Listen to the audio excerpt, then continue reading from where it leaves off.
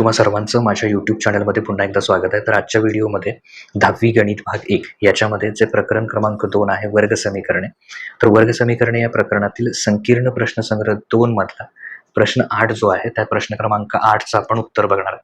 तर इथे आपल्याला एक वर्ग समीकरण दिलेलं आहे. या वर्ग समीकरणाची मुळे वास्तव व समान असतील तर काय करायचं, m ची किंमत शोधून काढायची.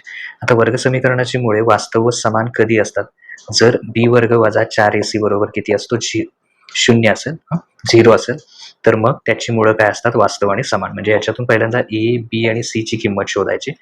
b वर्ग वजा 4ac जो आहे तो किती दाखवायचा, 0. तो जर 0 असेल तर मग त्याच्यावरून m ची किंमत काढायची. तर स्टेप बाय स्टेप बघूया. तर सगळ्यात पहिल्यांदा काय करायचे, समीकरण दिलंय म्हणजे समीकरण काय दिलं, m वजा 12 x वर्ग अधिक 2m वजा 12 x अधिक 2 बरोबर 0. तर याच्यावरून आपल्याला काय करायचं आहे, पहिल्यांदा तर वर्ग समीकरणातल्या a, b आणि c च्या किमती शोधून काढायच्या. तर जो x वर्गाला लागून जी संख्या आहे, जे पद आहे त्याला म्हणायचं a. तर a ची किंमत किती आली, m वजा 12. परत जो x ला लागून आहे त्याला म्हणायचं b, म्हणजे 2m वजा 12 ही झाली b ची किंमत. आणि शेवटची जी संख्या आहे त्याला म्हणायचं c, म्हणजे c किती येणार आहे, 2 येणार आहे. ओके. त्याच्यानंतर कशाची किंमत शोधायची, b वर्ग वजा 4ac. कारण का, मुळे वास्तव व समान जर असतील तर b वर्ग वजा 4ac ची किंमत किती असते, 0. तर पहिल्यांदा हे शोधूया किती येते ते.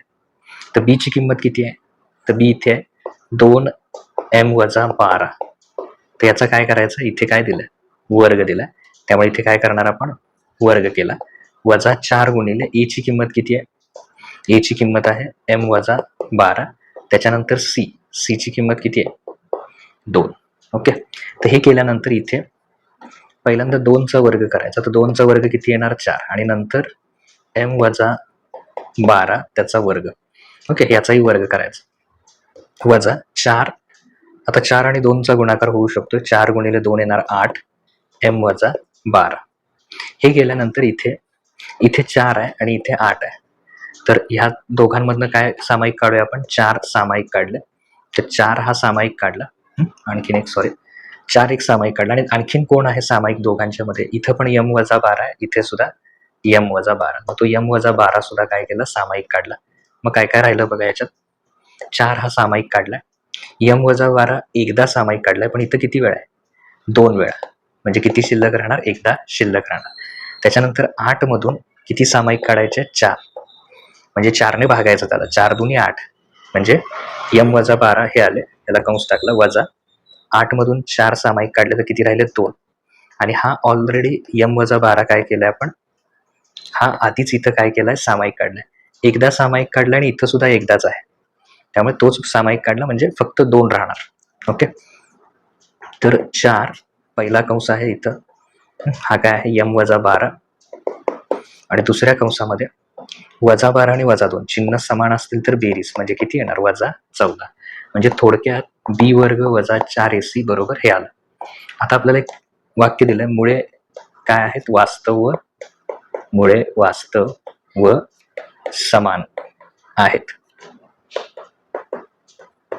मुळे वास्तव व समान आहेत म्हणजे b वर्ग वजा 4ac याची किंमत किती आहे, 0.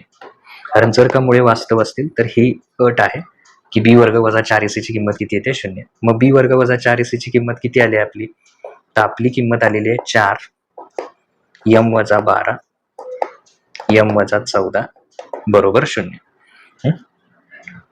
तर हे केल्यानंतर इथे आता याच्यात बघा, 3 4 हा पहिला कंस आहे, हा दुसरा कंस आहे. एकूण तिघांचा गुणाकार 0 आहे. ओके, तिघांचा पण गुणाकार 0 आहे. तर 4 कधी 0 असेल का, तर 4 0 असणार नाही. मग राहिले कोण, हे 2 कंस. म्हणजे या 2 कंसांचा गुणाकार काय असणार आहे, 0. गुणाकार नव्हे, सॉरी, दोघांच्या पैकी एक कोणतरी 0 असणार आहे, कारण 4 बरोबर 0. तर 4 कधीही 0 असत नाही. ओके. त्यामुळे 4 त्यातला गेला तर कोण 0 असू शकतं, एकतर पहिला कंस 0 असू शकतो किंवा दुसरा कंस 0 असू शकतो. मग तेच इथं लिहूया. जर 2 कंसांचा गुणाकार 0 असेल तर त्यातला एकतर पहिला कंस काय असेल, 0, किंवा दुसरा कंस काय असेल, 0. तर वजा 12 इकडे येऊन काय होतील, अधिक, म्हणजे m बरोबर किती येईल, 12, किंवा वजा 14 इकडे येऊन काय होतील, अधिक, म्हणजे m बरोबर 14. ओके. परंतु आता याच्यात जर बघितलं, a वरती बघा, ए ची किंमत काय आहे, m-12.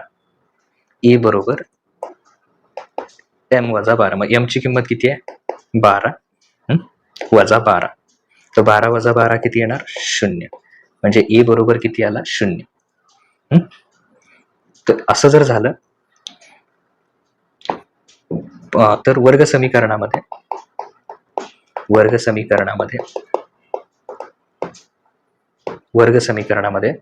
ए कधीही 0 असत नाही, कारण वर्ग समीकरण ह्या स्वरूपामध्ये असतं. हे लिहायची गरज नाही तुम्ही. हे तर याच्यातला जो पहिला ए आहे तो कधीही 0 असू शकत नाही. ते एवढंच लिहा, वर्ग समीकरणामध्ये ए बरोबर 0 असत नाही. मग ते 0 काय येतं, कारण आपण m ची किंमत किती घेतली आहे, 12. तर m ची किंमत 12 घेतल्यामुळे ए किती यायला लागला, 0. पण ए कधीही 0 असत नाही, त्यामुळे m बरोबर 12 ही किंमत घ्यायची नाही. म्हणून m ची एकच किंमत येणार. कुठली किंमत येणार, m बरोबर 14.